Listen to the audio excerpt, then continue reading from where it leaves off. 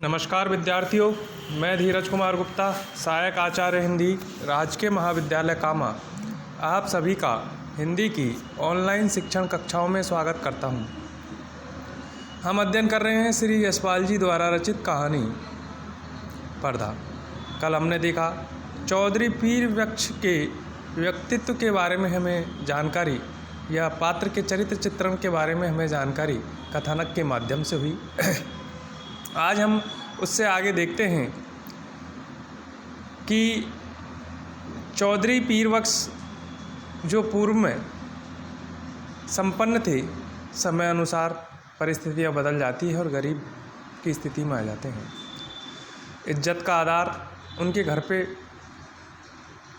या उनके दरवाजे पे लटका पर्दा था, लेकिन समय के अनुसार उस पर्दे में भी कभी कभी छेद हो जाते, तो घर के अंदर से ही हाथों में सुई धागा लेकर उसकी मरम्मत कर दी जाती थी। दिनों का खेल, धीरे धीरे मकान की डोडी के जो दरवाजे थे वो बिल्कुल गल गए और टूट गए।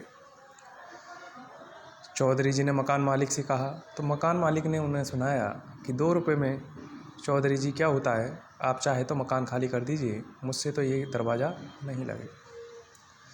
रात को चौधरी जी जैसे तैसे उन चौखटों को लटका देते थे और रात भर यही दहशत रहती कि कोई चोर न आ जाए। मोहल्ले में सफ़ेद पोशी और इज्जत होने पर भी चोर के लिए घर में कुछ न था, क्योंकि चौधरी पीरबख्श जी बेहद ही गरीब जीवन जी रहे थे। उनके घर में एक भी साबुत कपड़ा या बर्तन नहीं थे, लेकिन उसके बावजूद चोर का डर तो चोर का ही था। चोर से ज़्यादा अगर फिक्र थी तो वो थी इज्जत और आबरू की।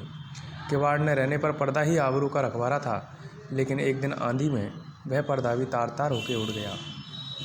दूसरे दिन घर की एकमात्र पुश्तैनी दरी को पर्दे के रूप में लटका दिया गया। मोहल्ले वालों ने चौधरी साहब से कहा, यह दरी कीमती है, आप इसे न लटका कर बाज़ार से टाट का ही लाएं। तो हालांकि चौधरी पीरबख्श समय अनुसार उस टाट के पर्दे का भी माल पूछ चुके थे, लेकिन परिस्थितियाँ उसको भी खरीदने के अनुकूल नहीं थी, तो उन्होंने उस अपनी चौधराहट दिखाते हुए उस दरी को लटकने का ही इंतज़ाम कर दिया। घर की स्थिति ऐसी थी कि घर की 5 औरतों के शरीर से कपड़े जीर्ण होकर ऐसे गिर रहे हैं जैसे पेड़ अपनी छाल बदलते हैं। इस चित्रण को अगर आप ध्यान से देखेंगे तो हमें एक मध्यम वर्गीय परिवार के गरीब होने की मार्मिक स्थिति का पता चलता है।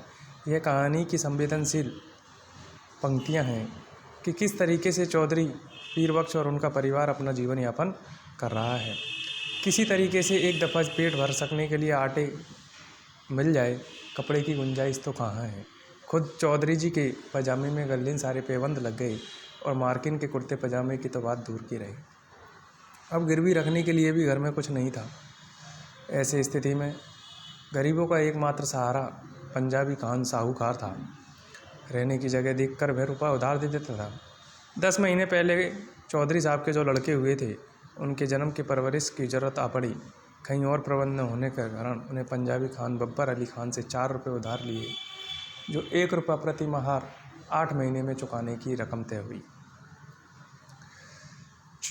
बब्बर अली खान या पंजाबी खान से आसपास के सभी लोग भी उधार लिया करते थे और उसकी उधारी के चर्चे खुद पीरबख्श ने देख भी रखे थे। बीच बचाव वह करता था, क्योंकि चौधरी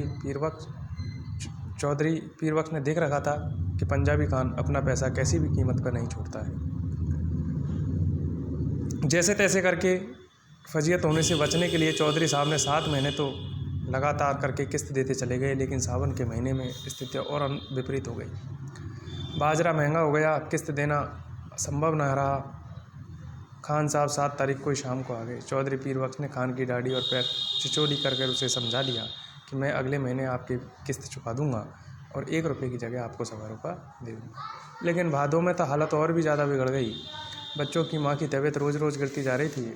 अब उसे भी गेहूं के आटे की आवश्यकता थी, ना कि बाजरे की, है ना। ऐसी स्थिति में वो बीमार होते हुए चौधरी साहब को 1.25 रुपये देना चाहता था, लेकिन दे नहीं पाया।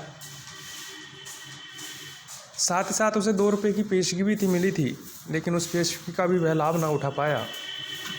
कुछ हारी बीमारी में, कुछ पेट की लाचारी में पैसे चौधरी को नहीं दे पाया।